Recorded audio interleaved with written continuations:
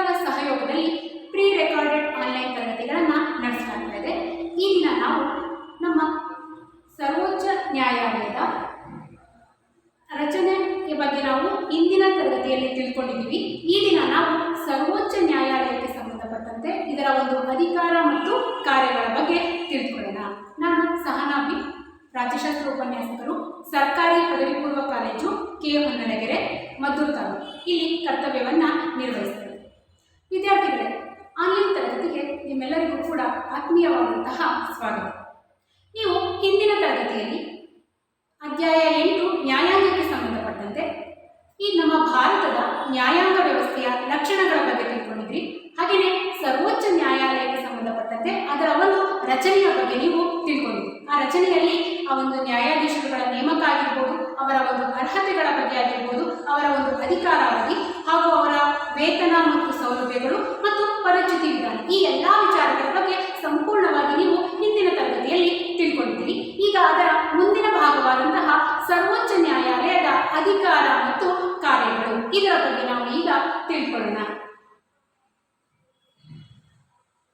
ಈ ಒಂದು ಸರ್ವೋಚ್ಚ ನ್ಯಾಯಾಲಯದ ಅಧಿಕಾರವನ್ನು ನಾವು 4 ಭಾಗಗಳಾಗಿ ವಿಂಗಡಣೆಯನ್ನ ಮಾಡಿಕೊಂಡಿದ್ದೀವಿ. ಈ ಸರ್ವೋಚ್ಚ ನ್ಯಾಯಾಲಯ ಅನ್ನುವಂಥದ್ದು ಭಾರತದ ಸರ್ವೋನ್ನತವಾದಂತಹ ನ್ಯಾಯಾಲಯವಾಗಿದ್ದು ಅತ್ಯುನ್ನತವಾದಂತಹ ಕಾರ್ಯವಿಧಾನಗಳನ್ನು ಇದು ನಿರ್ವಹಿಸುತ್ತೆ. ಆ ಒಂದು ಕಾರ್ಯವಿಧಾನಗಳನ್ನು ನಾವು ಈ ರೀತಿಯಾಗಿ ವಿಂಗಡಣೆಯನ್ನು ಮಾಡಿಕೊಂಡಿದ್ದೀವಿ. ಅದರಲ್ಲಿ ಮೊದಲನೇದಾಗಿ ಮೂಲ ಅಧಿಕಾರ ವ್ಯಾಪ್ತಿ, ಎರಡನೇದಾಗಿ ಮನವಿಯ ಅಧಿಕಾರ ವ್ಯಾಪ್ತಿ, ಮೂರನೇದಾಗಿ ಸಲಹಾ ಅಧಿಕಾರ ವ್ಯಾಪ್ತಿ ಮತ್ತು ನಾಲ್ಕನೇದಾಗಿ ಇತರೆ ಅಧಿಕಾರಗಳು. ಈ ಒಂದು ಅಧಿಕಾರ ಮತ್ತು ಕಾರ್ಯಗಳನ್ನು ನಮ್ಮ ಈ ಒಂದು ಸರ್ವೋಚ್ಚ ನ್ಯಾಯಾಲಯ ನಿರ್ವಹಿಸುವುದನ್ನು ನಾವು ಕಾಣಬಹುದು. ಹೀಗಾದರೆ ಮೊದಲನೇದಾಗಿ ಮೂಲ ಅಧಿಕಾರ ವ್ಯಾಪ್ತಿ. ಈ ಮೂಲ ಅಧಿಕಾರ ವ್ಯಾಪ್ತಿ ಅಂತಂದ್ರೆ ಏನು ಅಂತ ನಾವು ನೋಡೋದಾದ್ರೆ, ಭಾರತ ಸಂವಿಧಾನದ 136ನೇ ವಿಧಿಯು ಸರ್ವೋಚ್ಚ ನ್ಯಾಯಾಲಯದ ಮೂಲ ಅಧಿಕಾರ ವ್ಯಾಪ್ತಿಗೆ ಸೇರಿರುವಂಥದ್ದು. ಅಂದ್ರೆ ಕೆಲವೊಂದು ಪ್ರಕರಣಗಳನ್ನ ಸರ್ವೋಚ್ಚ ನ್ಯಾಯಾಲಯ ಮಾತ್ರ ಆ ಪ್ರಕರಣಗಳನ್ನ ಇತ್ಯರ್ಥಪಡಿಸುವಂತಹ ಅಧಿಕಾರವನ್ನು ಹೊಂದಿರುತ್ತೆ. ಈ ಒಂದು ಪ್ರಕರಣಗಳನ್ನ ಬೇರೆ ಯಾವ ನ್ಯಾಯಾಲಯಗಳು ಕೂಡ ಕೈಗೆತ್ತಿಕೊಳ್ಳುವಾಗಿಲ್ಲ. ಕೇವಲ ಸರ್ವೋಚ್ಚ ನ್ಯಾಯಾಲಯ ಮಾತ್ರ ನಿರ್ವಹಿಸುವಂತಹ ಪ್ರಕರಣಗಳನ್ನ ಮೂಲ ಅಧಿಕಾರ ವ್ಯಾಪ್ತಿಗೆ ಸೇರಿರುವಂಥದ್ದು. ಹಾಗಾದ್ರೆ ಯಾವ ಯಾವ ವಿಚಾರಗಳು ಈ ಮೂಲ ಅಧಿಕಾರ ವ್ಯಾಪ್ತಿಗೆ ಸೇರಿರ್ತವೆ ಅಂತ ನೋಡೋದಾದ್ರೆ 4 ಪ್ರಮುಖ ವಿಚಾರಗಳನ್ನು ನಾವು ಇಲ್ಲಿ ಕಾಣ್ತೀವಿ. ಅದರಲ್ಲಿ ಮೊದಲನೇದಾಗಿ ಕೇಂದ್ರ ಸರ್ಕಾರ ಮತ್ತು 1 ಅಥವಾ ಅದಕ್ಕಿಂತ ಹೆಚ್ಚು ರಾಜ್ಯಗಳ ನಡುವೆ ನಡೆಯುವಂತಹ ವಿವಾದಗಳು. ಅಂದ್ರೆ ಕೇಂದ್ರ ಸರ್ಕಾರ ಮತ್ತು ರಾಜ್ಯ ಸರ್ಕಾರಗಳ ನಡುವೆ ನಡೆಯುವಂತಹ ವಿವಾದಗಳು. ಈಗ ಉದಾಹರಣೆಗಾಗಿ ನಾವು ನೋಡೋದಾದ್ರೆ ರಾಷ್ಟ್ರೀಯ ಜನಸಂಖ್ಯಾ ನೋಂದಣಿ ಆಗಿರ್ಬೋದು, ಹಾಗೆ ಪೌರತ್ವ ತಿದ್ದುಪಡಿ ಕಾಯ್ದೆ ಆಗಿರ್ಬೋದು, ಈ ಒಂದು ಕೇಂದ್ರ ಸರ್ಕಾರ ಮಾಡಿದಂತಹ ಕೆಲವೊಂದು ಕಾನೂನುಗಳನ್ನ ರಾಜ್ಯ ಸರ್ಕಾರಗಳು ವಿರೋಧವನ್ನು ವ್ಯಕ್ತಪಡಿಸ್ತವೆ. ಅಂತಹ ಒಂದು ವಿಚಾರಕ್ಕೆ ಸಂಬಂಧಪಟ್ಟಂತೆ ಏನಾದರೂ ವಿವಾದಗಳು ಉಂಟಾದರೆ ಅದು ಸರ್ವೋಚ್ಚ ನ್ಯಾಯಾಲಯದ ಮೂಲ ಅಧಿಕಾರ ವ್ಯಾಪ್ತಿಗೆ ಸೇರಿರುವಂಥದ್ದು. ಇನ್ನು ಎರಡನೇದಾಗಿ ನಾವು ನೋಡೋದಾದ್ರೆ ರಾಜ್ಯಗಳ ನಡುವಣ ವಿವಾದಗಳ ಸಂದರ್ಭದಲ್ಲಿ, ಅಂದ್ರೆ ಒಂದು ರಾಜ್ಯ ಮತ್ತೊಂದು ರಾಜ್ಯದ ನಡುವೆ ಉಂಟಾಗುವಂತಹ ವಿವಾದಗಳು, ಇದನ್ನ ಕೇವಲ ಸರ್ವೋಚ್ಚ ನ್ಯಾಯಾಲಯದಲ್ಲಿ ಮಾತ್ರ ಬಗೆಹರಿಸಲಿಕ್ಕೆ ಸಾಧ್ಯ. ಆ ಒಂದು ಯಾವ ವಿವಾದಗಳಂತ ನಾವು ನೋಡೋದಾದ್ರೆ ಈ ನದಿ ನೀರಿನ ಸಮಸ್ಯೆ ಆಗಿರ್ಬೋದು, ಹಾಗೆ ಗಡಿ ವಿವಾದಗಳಾಗಿರ್ಬೋದು, ಈ ಒಂದು ವಿಚಾರಕ್ಕೆ ಸಂಬಂಧಪಟ್ಟಂತೆ ಸರ್ವೋಚ್ಚ ನ್ಯಾಯಾಲಯದ ಮೂಲ ಅಧಿಕಾರ ವ್ಯಾಪ್ತಿಗೆ ಸಂಬಂಧಪಟ್ಟಂತೆ ಮನವಿಯನ್ನು ಸಲ್ಲಿಸಬಹುದು. ಉದಾಹರಣೆಗೆ ನಾವು ನೋಡೋದಾದ್ರೆ ಕಾವೇರಿ ನದಿ ನೀರಿನ ಹಂಚಿಕೆ, ಇದಕ್ಕೆ ಸಂಬಂಧಪಟ್ಟಂತೆ ಕರ್ನಾಟಕ ಮತ್ತು ತಮಿಳುನಾಡು ರಾಜ್ಯಗಳಲ್ಲಿ ನಡೆಯುವಂತಹ ವಿವಾದಗಳು, ಹಾಗೆ ಕೃಷ್ಣ ಗೋದಾವರಿ ನದಿಗೆ ಸಂಬಂಧಪಟ್ಟಂತೆ ಕರ್ನಾಟಕ, ಆಂಧ್ರ, ಮಹಾರಾಷ್ಟ್ರ ರಾಜ್ಯಗಳಿಗೆ ನಡೆಯುವಂತಹ ವಿವಾದಗಳು. ಹಾಗೆ ಈಗ ಗಡಿ ವಿಚಾರಕ್ಕೆ ಬರೋದಾದ್ರೆ ನಿಮ್ಗೆಲ್ಲರಿಗೂ ಗೊತ್ತೇ ಇದೆ ಬೆಳಗಾವಿ. ಈ ಬೆಳಗಾವಿಗೆ ಸಂಬಂಧಪಟ್ಟಂತೆ ಕರ್ನಾಟಕ ಮತ್ತು ಮಹಾರಾಷ್ಟ್ರ ಈ ಒಂದು ರಾಜ್ಯಗಳಿಗೆ ನಡೆಯುವಂತಹ ವಿವಾದಗಳು. ಇದಕ್ಕೆ ಸಂಬಂಧಪಟ್ಟಂತೆ ವಿವಾದಗಳನ್ನ ಬಗೆಹರಿಸಲಿಕ್ಕೆ ನಾವು ಸರ್ವೋಚ್ಚ ನ್ಯಾಯಾಲಯದ ಮೂಲ ಅಧಿಕಾರ ವ್ಯಾಪ್ತಿಯಲ್ಲಿ ಕಾಣಬಹುದು. ಆ ಒಂದು ಮೂಲ ಅಧಿಕಾರ ವ್ಯಾಪ್ತಿಯ ಮುಖಾಂತರ ಸರ್ವೋಚ್ಚ ನ್ಯಾಯಾಲಯ ಆ ಒಂದು ವಿವಾದಗಳನ್ನ ಬಗೆಹರಿಸುತ್ತೆ. ಇನ್ನು ನಾವು ಮೂರನೇದಾಗಿ ನೋಡೋದಾದ್ರೆ ಸಂವಿಧಾನದ 32ನೇ ವಿಧಿಯ ಅನ್ವಯ ಈ ಸರ್ವೋಚ್ಚ ನ್ಯಾಯಾಲಯವು ಮೂಲ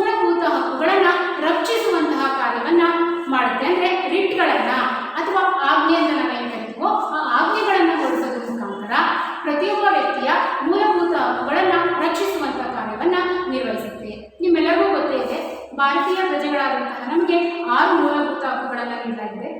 ಅದರಲ್ಲಿ ಸಮಾನತೆಯ ಹಕ್ಕಾಗಿರ್ಬೋದು, ಸ್ವಾತಂತ್ರ್ಯದ ಹಕ್ಕಾಗಿರ್ಬೋದು, ಹಾಗೆ ಶೋಷಣೆಯ ವಿರುದ್ಧದ ಹಕ್ಕಾಗಿರ್ಬೋದು, ಧಾರ್ಮಿಕ ಸ್ವಾತಂತ್ರ್ಯದ ಹಕ್ಕಾಗಿರ್ಬೋದು, ಹಾಗೆ ಸಾಂಸ್ಕೃತಿಕ ಮತ್ತು ಶೈಕ್ಷಣಿಕ ಹಕ್ಕಾಗಿರ್ಬೋದು, ಆರನೇದಾಗಿ ಸಂವಿಧಾನಬದ್ಧ ಪರಿಹಾರ ಹಕ್ಕು. ಈ 6 ಮೂಲಭೂತ ಹಕ್ಕುಗಳೇನಿದವೋ ಆ 6 ಮೂಲಭೂತ ಹಕ್ಕುಗಳಿಗೆ ಏನಾದರೂ ಧಕ್ಕೆ ಉಂಟಾದರೆ ಅದು ವ್ಯಕ್ತಿಯಿಂದ ಆಗಿರ್ಬೋದು ಅಥವಾ ಸರ್ಕಾರದಿಂದ ಆಗಿರ್ಬೋದು. ಈ ರೀತಿಯಾಗಿ ಧಕ್ಕೆ ಉಂಟಾದರೆ ನಾವು ಸರ್ವೋಚ್ಚ ನ್ಯಾಯಾಲಯದಲ್ಲಿ ಮನವಿಯನ್ನ ಸಲ್ಲಿಸಬಹುದು. ಆಗ ಸರ್ವೋಚ್ಚ ನ್ಯಾಯಾಲಯವು ಆದೇಶಗಳನ್ನು ಅಥವಾ ರಿಟ್ಗಳನ್ನು ಹೊರಡಿಸುವ ಮುಖಾಂತರ ಅವುಗಳಿಗೆ ರಕ್ಷಿಸುವಂತಹ ಕಾರ್ಯವನ್ನು ಇದು ನಿರ್ವಹಿಸುತ್ತೆ. ಇನ್ನು 4ನೇದಾಗಿ ನಾವು ನೋಡೋದಾದ್ರೆ ಸಂವಿಧಾನವನ್ನ ಅರ್ಥೈಸುವುದು. ಅಂದ್ರೆ ಸಂವಿಧಾನವು ರಾಷ್ಟ್ರದ ಒಂದು ಮೂಲಭೂತವಾದಂತಹ ಶಾಸನ ಅಥವಾ ಮೂಲಭೂತವಾದಂತಹ ಕಾನೂನು ಅಂತ ನಾವು ಕರಿತೀವಿ. ಅಂದ್ರೆ ಇದರ ವಿಧಿ ವಿಧಾನಗಳಿಗೆ ಅನುಗುಣವಾಗಿ ಕೇಂದ್ರ ಸರ್ಕಾರವಾಗಲಿ ರಾಜ್ಯ ಸರ್ಕಾರವಾಗಲಿ ಕಾರ್ಯವನ್ನ ನಿರ್ವಹಿಸಬೇಕು. ಸಂವಿಧಾನಕ್ಕೆ ಅನುಗುಣವಾಗಿ ಕಾರ್ಯವನ್ನ ನಿರ್ವಹಿಸಬೇಕು. ಹಾಗಾಗಿ ಇದರ ಒಂದು ವಿವಾದಕ್ಕೆ ಸಂಬಂಧಪಟ್ಟಂತೆ ಕೂಡ ಸರ್ವೋಚ್ಚ ನ್ಯಾಯಾಲಯದ ಮೂಲ ಅಧಿಕಾರ ವ್ಯಾಪ್ತಿಗೆ ಸೇರಿರುವಂಥದ್ದು. ಇನ್ನು ನಾವು 2ನೇ ಅಧಿಕಾರವಾದಂತಹ ಮನವಿಯ ಅಧಿಕಾರ ವ್ಯಾಪ್ತಿ ಅಥವಾ ಇದನ್ನು ನಾವು ಅಪೀಲು ಅಧಿಕಾರ ವ್ಯಾಪ್ತಿ ಅಂತ ಕೂಡ ಕರಿತೀವಿ. ಅಂದ್ರೆ ಸಂವಿಧಾನದ 132ರಿಂದ 136ನೇ ವಿಧಿಯು ಸರ್ವೋಚ್ಚ ನ್ಯಾಯಾಲಯದಲ್ಲಿ ಮನವಿಯನ್ನ ಸಲ್ಲಿಸುವಂತಹ ಅಧಿಕಾರ ವ್ಯಾಪ್ತಿಗೆ ಸೇರಿರುವಂಥದ್ದು. ಅಂದರೆ ಸರ್ವೋಚ್ಚ ನ್ಯಾಯಾಲಯವು ಅಧೀನ ನ್ಯಾಯಾಲಯಗಳು ಕೊಟ್ಟಂತಹ ತೀರ್ಪನ್ನ ಪ್ರಶ್ನಿಸಿ ನಾವು ಸರ್ವೋಚ್ಚ ನ್ಯಾಯಾಲಯಕ್ಕೆ ಮೇಲ್ಮನವಿಯನ್ನ ಸಲ್ಲಿಸಬಹುದು. ಆದರೆ ಸರ್ವೋಚ್ಚ ನ್ಯಾಯಾಲಯ ಕೊಟ್ಟಂತಹ ತೀರ್ಪನ್ನ ನಾವು ಬೇರಾವ ನ್ಯಾಯಾಲಯಗಳಲ್ಲೂ ಕೂಡ ಪ್ರಶ್ನಿಸುವ ಹಾಗಿಲ್ಲ. ಮತ್ತೆ ಇದು ಕೊಟ್ಟಂತಹ ತೀರ್ಪು ಅಂತಿಮವಾಗಿರುತ್ತೆ. ಹಾಗಾಗಿ ಇದನ್ನು ನಾವು ಮನವಿಯ ಅಂತಿಮ ನ್ಯಾಯಾಲಯ ಅಂತಲೂ ಕೂಡ ಕರಿತೀವಿ. ಹಾಗಾದ್ರೆ ಯಾವ ಯಾವ ಮನವಿಯನ್ನು ಸಲ್ಲಿಸಬಹುದು ಅಂತ ನಾವು ನೋಡೋದಾದ್ರೆ ಪ್ರಮುಖವಾಗಿ 3 ರೀತಿಯಾದಂತಹ ಮನವಿಗಳನ್ನು ನಾವು ಸಲ್ಲಿಸಬಹುದು.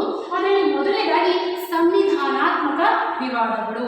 ಈ ಸಂವಿಧಾನಾತ್ಮಕ ವಿವಾದಗಳು ಅಂತಂದ್ರೆ ಉಚ್ಚ ನ್ಯಾಯಾಲಯ ದೃಢೀಕರಿಸುವಂತಹ ಸಂವಿಧಾನದ ವಿಶ್ಲೇಷಣೆಗೆ ಸಂಬಂಧಪಟ್ಟಂತೆ ಮೊಕದ್ದಮೆಗಳನ್ನ ಸರ್ವೋಚ್ಚ ನ್ಯಾಯಾಲಯವು ವಿಚಾರಣೆಗೆ ಸ್ವೀಕಾರ ಮಾಡುತ್ತೆ.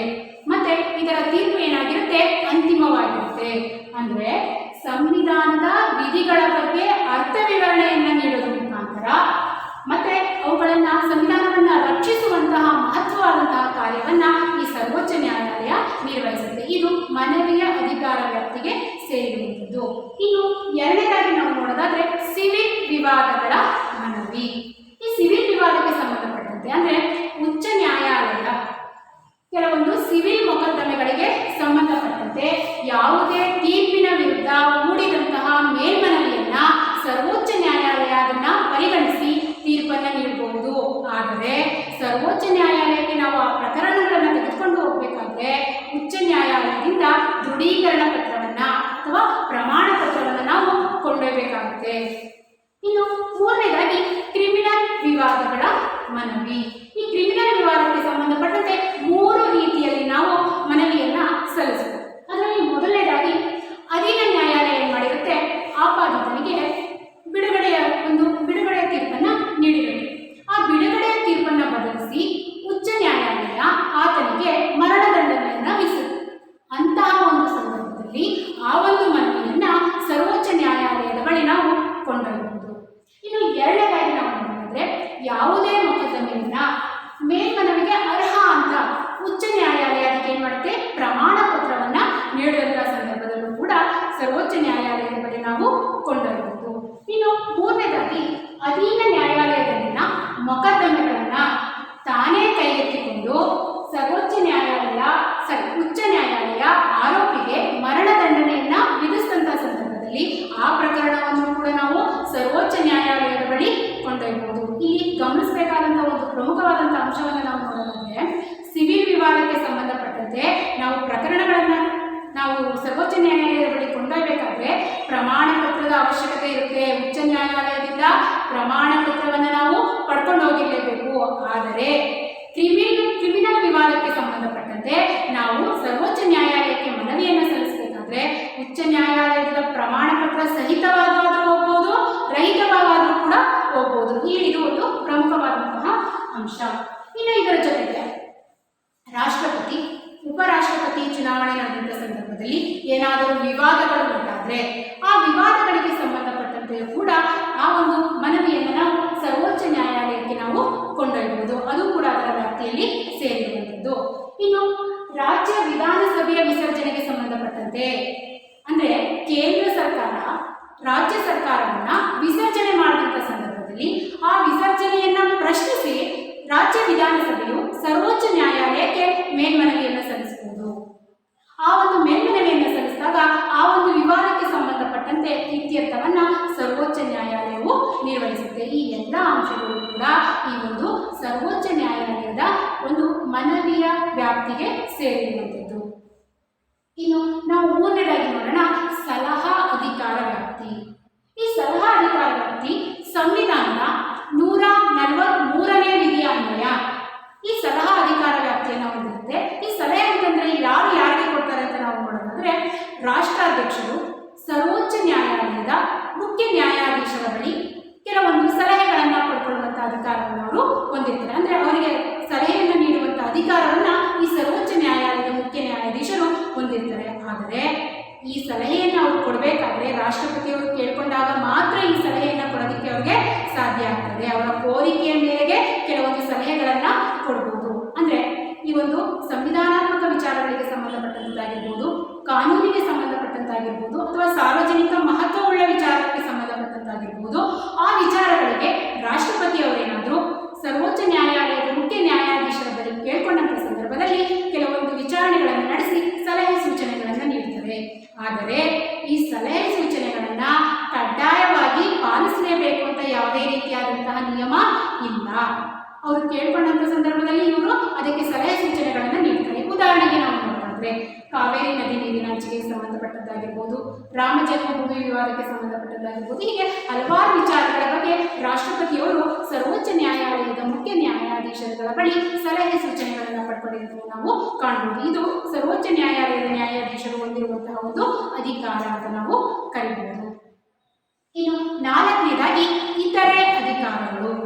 ಈ ಇತರೆ ಅಧಿಕಾರಗಳಿಗೆ ಬಂದ್ರೆ ಸರ್ವೋಚ್ಚ ನ್ಯಾಯಾಲಯ ಹಲವಾರು ರೀತಿಯಾದಂತಹ ಅಧಿಕಾರ ಮತ್ತು ಕಾರ್ಯಗಳನ್ನ ಹೊಂದಿರುತ್ತೆ. ಅದರಲ್ಲಿ ಮೊದಲನೇದಾಗಿ ಇದನ್ನ ದಾಖಲೆಗಳ ನ್ಯಾಯಾಲಯ ಅಂತ ಕರಿತೀವಿ. ಅಂದ್ರೆ ಸಂವಿಧಾನದ 129ನೇ ವಿಧಿಯ ಅನ್ವಯ ಸರ್ವೋಚ್ಚ ನ್ಯಾಯಾಲಯ ತಾನು ನಡೆಸಿದಂತಹ ಕಾರ್ಯಕಲಾಪಗಳ ಬಗ್ಗೆ ಆಗಿರ್ಬೋದು ಅಥವಾ ತಾನು ನೀಡಿದಂತಹ ತೀರ್ಪುಗಳ ಬಗ್ಗೆ ಆಗಿರ್ಬೋದು ಎಲ್ಲವನ್ನೂ ಕೂಡ ಸಂಗ್ರಹ ಮಾಡಿ ಇಟ್ಕೊಂಡಿರುತ್ತೆ. ಇದನ್ನ ನಾವು ಸಾಕ್ಷಿಯ ಮೌಲ್ಯ ಅಂತಾನೆ ಕರಿಬಹುದು. ಈ ಸಂಗ್ರಹ ಮಾಡಿ ಏನಿಟ್ಕೊಂಡಿರುತ್ತೋ ಆಗ ಅಧೀನ ನ್ಯಾಯಾಲಯಗಳೇನಿರ್ತವೋ ಅವು ಕೆಲವೊಂದು ಪ್ರಕರಣಗಳನ್ನ ಇತ್ಯರ್ಥಗೊಳಿಸುವಂತಹ ಸಂದರ್ಭದಲ್ಲಿ ಈ ಒಂದು ವಿವಾದಗಳಿಗೆ ಇತ್ಯರ್ಥವನ್ನ ಗೊಳಿಸುವಂತಹ ಸಂದರ್ಭದಲ್ಲಿ ಆ ಪ್ರಕರಣಗಳಿಗೆ ಅನುಗುಣವಾಗಿ ಆ ಸರ್ವೋಚ್ಚ ನ್ಯಾಯಾಲಯದ ತೀರ್ಪಿಗೆ ಅನುಗುಣವಾಗಿ ಇತ್ಯರ್ಥಗಳನ್ನ ಬಗೆಹರಿಸಬಹುದು. ಹಾಗಾಗಿ ಸರ್ವೋಚ್ಚ ನ್ಯಾಯಾಲಯವನ್ನು ನಾವು ದಾಖಲೆಗಳ ನ್ಯಾಯಾಲಯ, ಎಲ್ಲವನ್ನು ಕೂಡ ದಾಖಲೆಯ ರೂಪದಲ್ಲಿ ಸಂಗ್ರಹಿಸಿಕೊಂಡಿರುತ್ತೆ. ಹಾಗಾಗಿ ಇದನ್ನ ದಾಖಲೆಗಳ ನ್ಯಾಯಾಲಯ ಅಂತ ಕರೀತೀವಿ.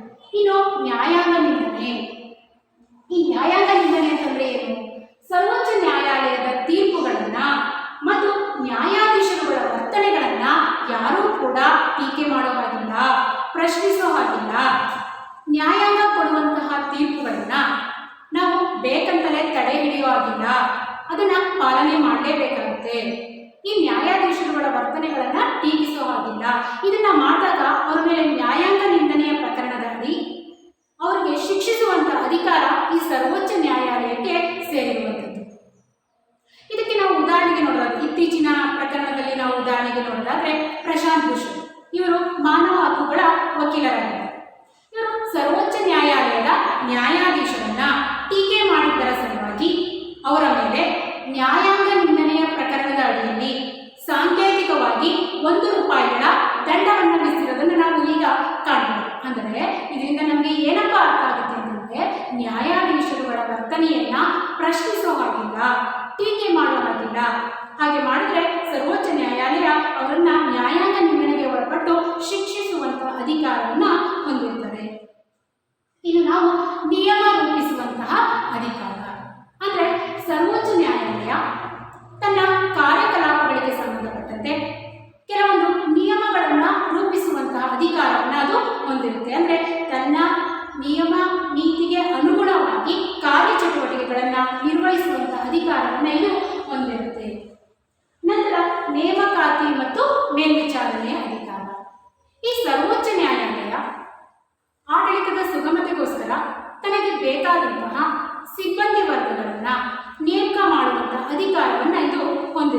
ಹಾಗಾಗಿ ತನಗೆ ಬೇಕಾದಂತಹ ಸಿಬ್ಬಂದಿಗಳನ್ನ ನೇಮಕ ಮಾಡುವಂತಹ ಅಧಿಕಾರವನ್ನ ಈ ಸರ್ವೋಚ್ಚ ನ್ಯಾಯಾಲಯ ಹೊಂದಿದೆ. ಜೊತೆಗೆ ಮೇಲ್ವಿಚಾರಣಾ ಕಾರ್ಯವನ್ನು ಕೂಡ ನಿರ್ವಹಿಸುತ್ತೆ. ಅಂದ್ರೆ ಏನು?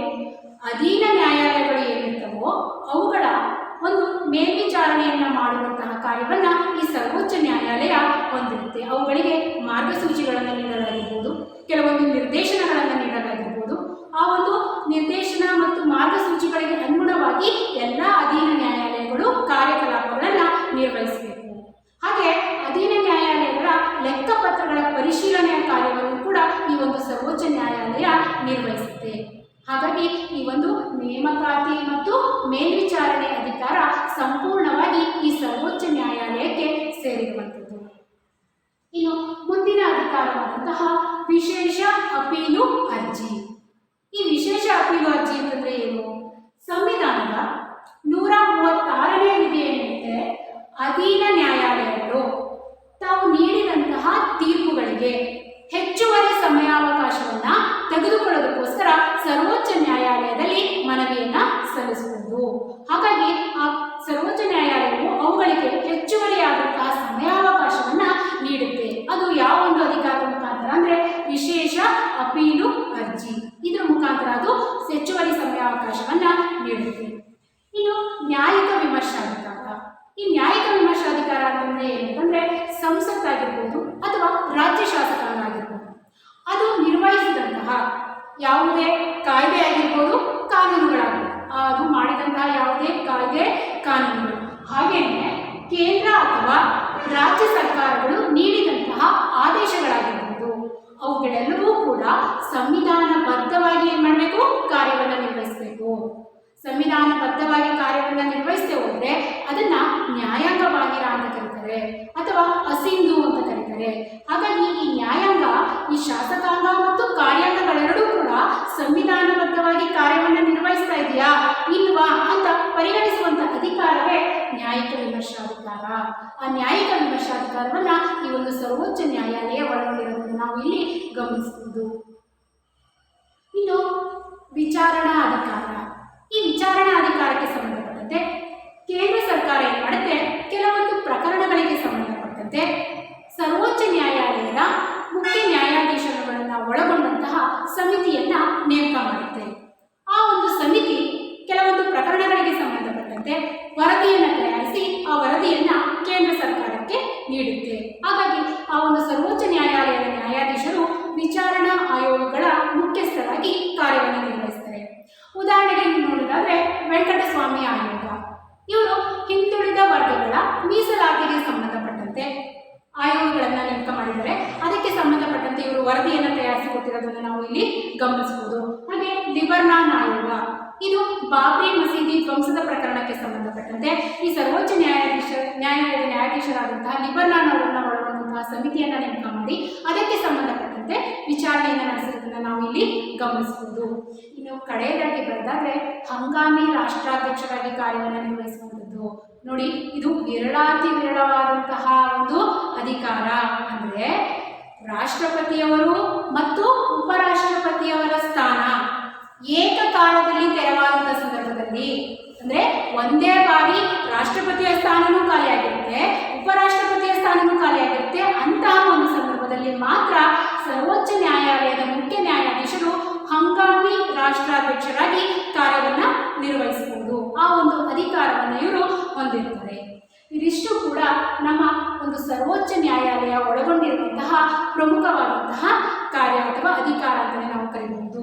ಹೀಗೆ ಈ ಸರ್ವೋಚ್ಚ ನ್ಯಾಯಾಲಯ ನಮ್ಮ ಭಾರತದ ಏಕೀಕೃತ ನ್ಯಾಯಾಂಗ ವ್ಯವಸ್ಥೆಯಲ್ಲಿ ಅತ್ಯಂತ ಉನ್ನತವಾದಂತಹ ಅಥವಾ ಶ್ರೇಣೀಕೃತ ವ್ಯವಸ್ಥೆಯಲ್ಲಿ ಅತ್ಯಂತ ಉನ್ನತವಾದಂತಹ ಸ್ಥಾನವನ್ನು ಹೊಂದಿದ್ದು ಎಲ್ಲ ಅಧೀನ ನ್ಯಾಯಾಲಯಗಳೇನಿರ್ತವೋ ಆ ಅಧೀನ ನ್ಯಾಯಾಲಯಗಳಲ್ಲಿ ಎಲ್ಲರಿಗೂ ಕೂಡ ಮಾರ್ಗದರ್ಶನವನ್ನ, ಮೇಲ್ವಿಚಾರಣೆಯನ್ನ ನಿರ್ವಹಿಸಿ ಕೆಲವೊಂದು ನೀತಿ ನಿಯಮಗಳನ್ನು ರೂಪಿಸೋದ್ರ ಮುಖಾಂತರ ಒಂದು ವ್ಯವಸ್ಥಿತವಾದಂತಹ ನ್ಯಾಯಾಂಗ ವ್ಯವಸ್ಥೆಗೆ ಅವಕಾಶವನ್ನು ಇದು ಕಲ್ಪಿಸಿಕೊಟ್ಟಿದೆ.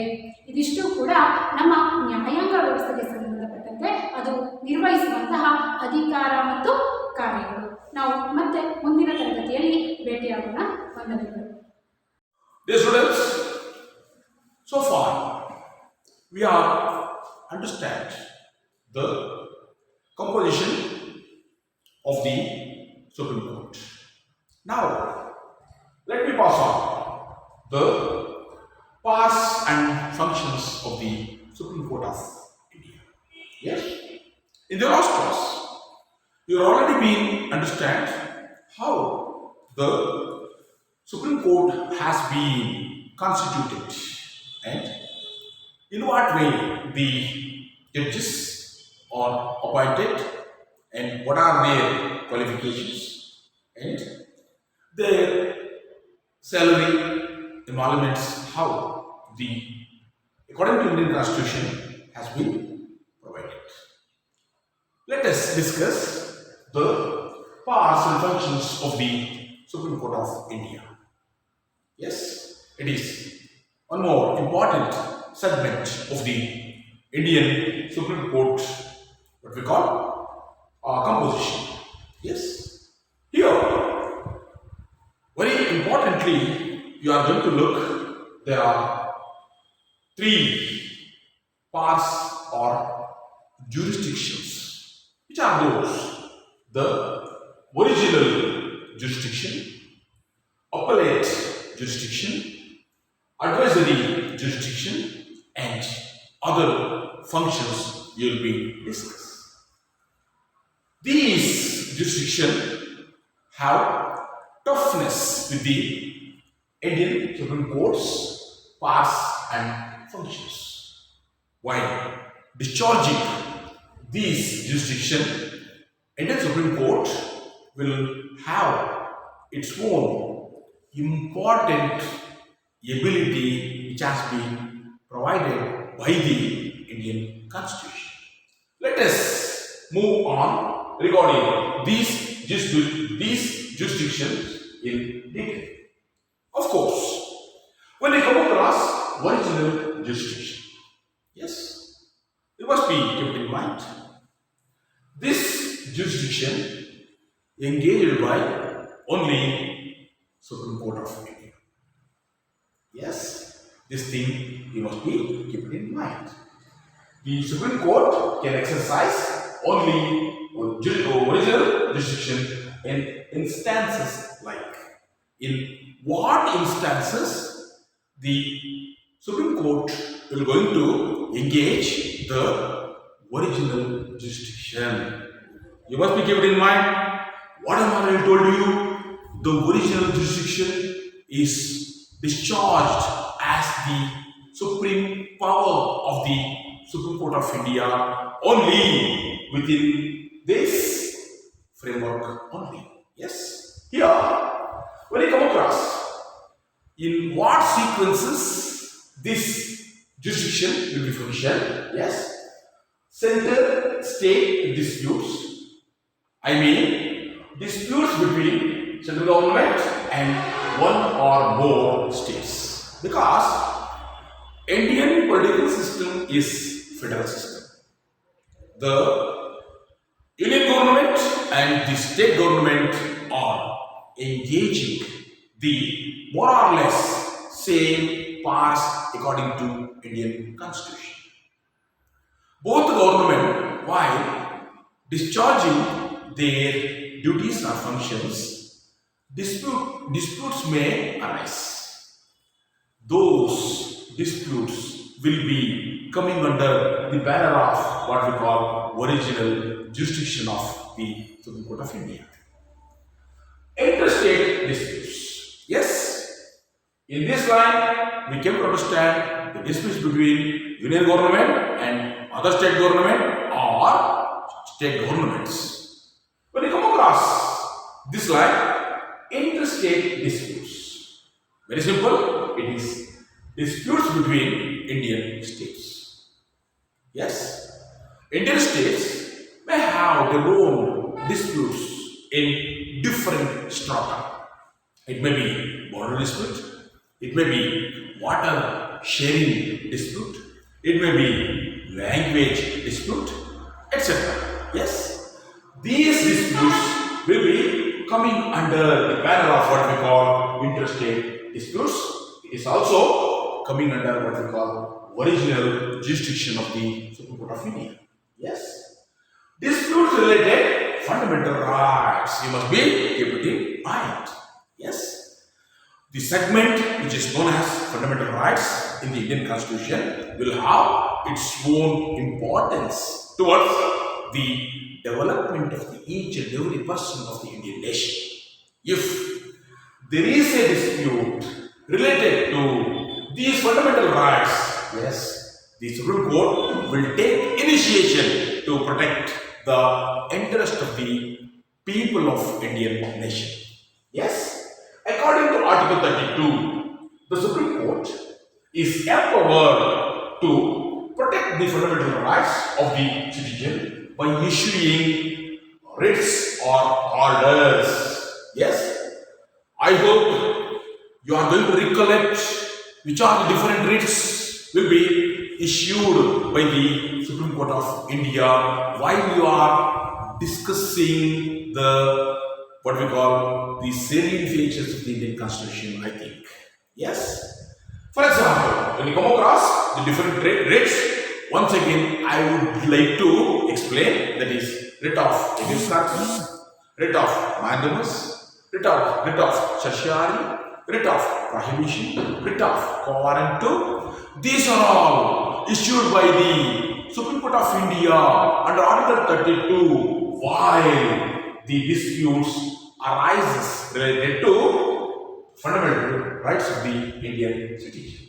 In case of violation of the fundamental rights, citizen can approach the court of these rights or justiciable.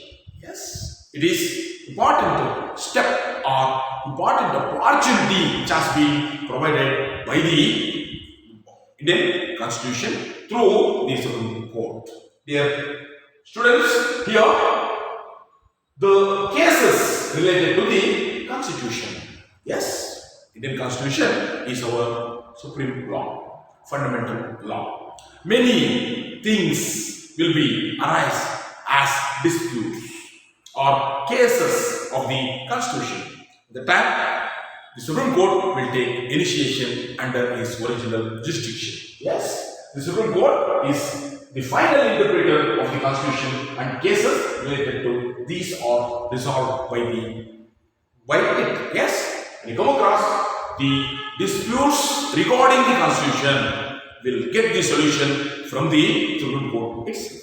Yes, constitutional validity of law. What is this? Dear students, very simple. To review the laws of the legislature and executive orders that are in accordance with the Constitution, if not, declare them as unconstitutional or null of void. What is this? Yes, government, if there is rules and regulations against the Constitution, the Supreme Court will have the power to declare that particular act is null and void.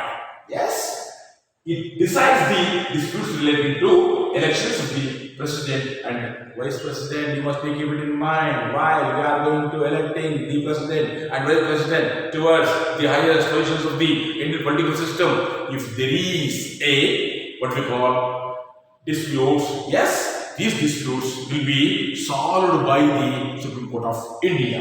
It also hears the cases related to the dissolution of the state legislature assemblies. If there is a what we call breakdown of the Constitution, they have what we call the situation of what we call dissolution of the state legislature. Yes, the disputes or cases relating to dissolution of the state legislature will be solved by the Supreme Court of India. Yes, those provisions are coming under the banner of what we call original jurisdiction of the Supreme Court of India. It is clear, I hope, my dear students.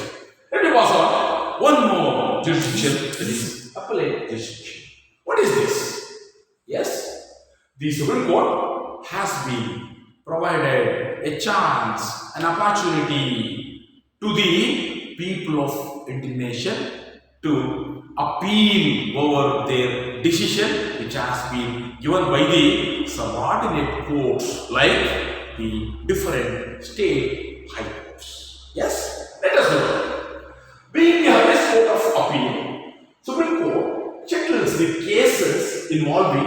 constitutional, civil, and criminal matters. Dear students, when you come across constitutional matters, yes, it is decided by the Supreme Court under the banner of what we call original jurisdiction, of course.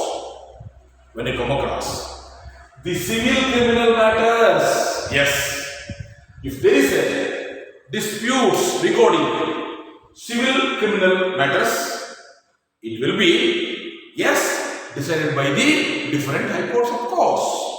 If a person who receives the judgment from the different high courts, if he is not satisfied with the judgment of the high court, he can have the rights to appeal at the apex court of India on the basis of appellate jurisdiction. Yes, it has the power to grant special petition against the judgment delivered by any high court. What I have already told you in the last discussion, the Supreme Court is empowered to hear appeal against the following cases. Which are those following cases? Let us look in detail. Students, when you come across, what I have already told you, when you come across the constitutional cases are coming under the banner of original jurisdiction. When you come across the civil criminal cases, let me look civil cases. In these cases, how a person can appeal at the apex court. If the high court certifies that the cases involve a substantial question of law of general importance, and in its opinion, the said question needs to be decided by the Supreme Court, yes, in the civil cases, in this situation, he can appeal or file within the appellate jurisdiction. In some cases, the concerned parties have a right to appeal to the Supreme Court on the ground that substantial question of interpretation has been wrongly done. If wrongdoings have been take place in the subordinate courts, he can file the case under the banner of appellate jurisdiction at the apex court. Always, the cases related to property and how the high court certificate to that effect. If there is a cases related to property, a person who has been affected by it, he can appeal at the apex court. Yes, these are all under the civil cases. Yes, he can appeal at the apex court. So, when you come across criminal cases, what is this? Yes, what we have already discussed, the civil cases are always decided on the basis of documents. When you come across the criminal cases were followed by witnesses, of course. In what way criminal cases are coming under the appellate jurisdiction of the Supreme Court of India? Let us look. Yes, an appeal to the Supreme Court is made with or without certificate of the High Court. What? Without certificate? Yes, without certificate of the High Court. How? When the High Court reverses the order of the district court of an accused person sentenced to death. Yes. Dear students, here you must be kept in mind, a district court may have been given the death sentence, but while that victim, that person has been appealed at the High Court may reverse to that judgment. Again, it is possible to appeal at the apex court. There is sympathy. That is, if the High Court withdraws a criminal case from any subordinate court and convicted the accused person and sentenced him to death. Here, the act or decision of High Court is important. Yes, on the basis of these decisions, he can move towards the apex court of India without a certificate of the High Court. You must be keep it in mind. And also, we have to understand with the certificate how he can appeal. Yes. First thing is, an appeal is made to the Supreme Court against the decision of the High Court, and it should accompany the certificate of the High Court in respect of certain cases involved substantial questions of law and its interpretation. Yes? In this situation, a person can get the certification of the High Court to move towards the apex court. One more is, if a High Court withdraws a case from the subordinate courts and on its trial it can convict the accused person and sentence him to life imprisonment or for a period of 10 years, then appeal can be made to the Supreme Court within a month from the date of judgment. Yes? From the date of judgment, there will be what we call, there will be time to appeal at the apex court. In these situations, the person can move towards the Supreme Court of India with the certificate of High Court. Yes, both are coming under what we call appellate jurisdiction of the Supreme Court of India. When you come across constitutional cases, yes, we are already came to understand the civil matters and criminal matters. Let us pass on the constitutional matters. Yes, cases involving the interpretation of the Constitution are appealed to the Supreme Court with a certificate of High Court. Why? Appealing towards the Supreme Court of India, the High Court's certificate is very, very must. It says. Then we have to move towards one more is special leave of appeal. What is this? According to Article 136 of the Indian Constitution, the Supreme Court has the power of granting special leave to appeal against any judgment, decree or final order of the subordinate courts or tribunals. Dear students, you must be keeping in mind, some tribunals any subordinate court may give its own decision. On the basis of the decision, an appellant can appeal at the apex court regarding special leave to appeal. Yes, it is in special cases. You must be keep it in mind. These are all coming under what we call appellate jurisdiction of the Supreme Court of India. Let us pass on. One more is advisory jurisdiction. We are already came to know the appellate jurisdiction and the what we call before it original jurisdiction. Now we have to move towards advisory jurisdiction. What is this? Advisory. When you come across advisory jurisdiction, it will be between the executive and the judiciary. Yes? On important question relating to the constitution, the president is the executive, may seek the advice of the Supreme Court. Supreme Court is the judiciary. That's why I have already told you it is between the executive and judiciary. The advice or opinion of the Supreme Court, however, not binding. Here, the advisory decision is with the Supreme Court of India, of course, but President may seek the advice from the Supreme Court, but it is not binding. Acceptance or rejection will be depends upon discretionary of the President of India. You must be keep it in mind.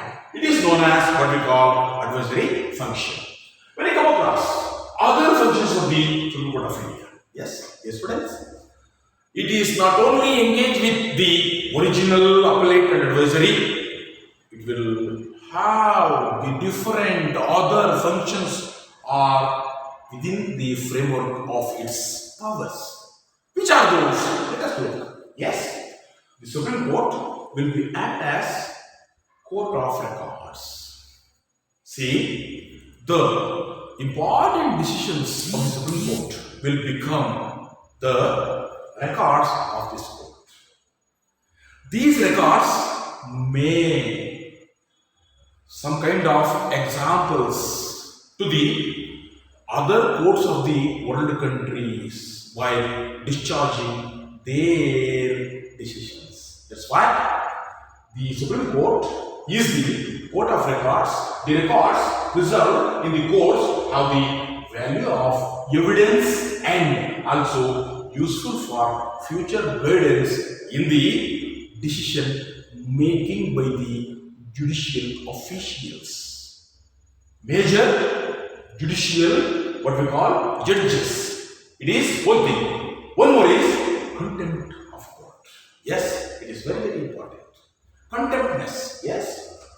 Non-compliance of the decisions, criticism against judiciary and showing disrespect to the judgments of the court are treated as contempt of court and legal proceedings are initiated for the same. No person act against the decisions given by the Supreme Court. If we act against the decisions of the Supreme Court, it will become contempt of court. Automatically, he will be punished. Yes, it is one more function.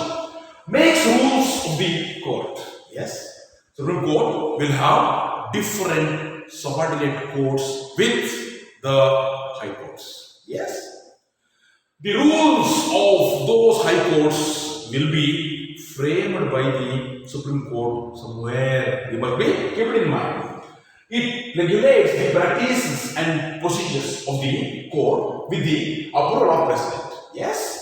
It makes rules with regard to the practices before the court procedure of hearing appeals, proceedings in the court for the enforcement of the fundamental rights and reviewing of judgments pronounced by the courts. It is very, very important. Yes, all subordinate courts are engaging with their own rules.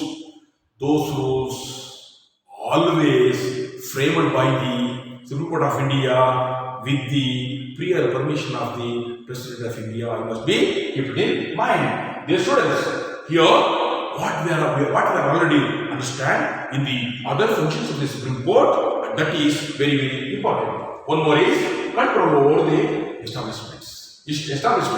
Yes. Under the guidance of the Supreme Court, many judicial establishments are functioning in India. The Supreme Court will going to control their activities time to time. Yes.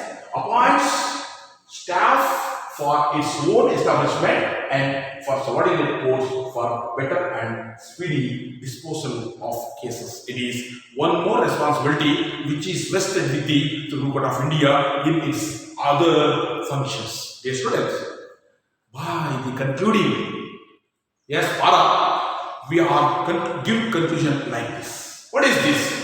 The Supreme Court is highest federal court and highest court of appeal in all matters, of course. It may be any matter. It will be decided by the Supreme Court because it is apex one according to Indian Constitution. In one respect, the Indian Supreme Court has more power than the American Supreme Court. What I have already told you in the last session, it is going to become true in this conclusion session, dear students. Yes, because ours is an integrated judicial system, whereas US has the dual system. Yes, dual system. The Supreme Court of India stands at the apex of the judicial system. Indian Supreme Court has extensive powers on appellate and advisory jurisdiction, and this is not so in the case of the American Supreme Court. Why? We are going to give the conclusion like this, dear students. When you come across American students may study the Supreme Court of their nation. Yes, they are coming to understand, yes, ours is toughest, ours is highest. But we, the students of India, we are coming to understand when we compare the Supreme Court of India with the American Supreme Court, we have more power than that judicial system. This thing has been explained in this slide. Why I am going to say Indian judicial system. In the Indian judicial system, Supreme Court will have the criticism power and advisory power both. That's why we are going to say at the apex level in the Indian judicial system, Supreme Court will have constitutional powers of its own while discharging its own decisions towards the different disputes which are arise within the framework of the federal system, that too what we call parliamentary democratic system. It is the duty of the Indian Supreme Court. I hope you can able to understand in clear regarding the functions and parts of the Indian Supreme Court. Thank you.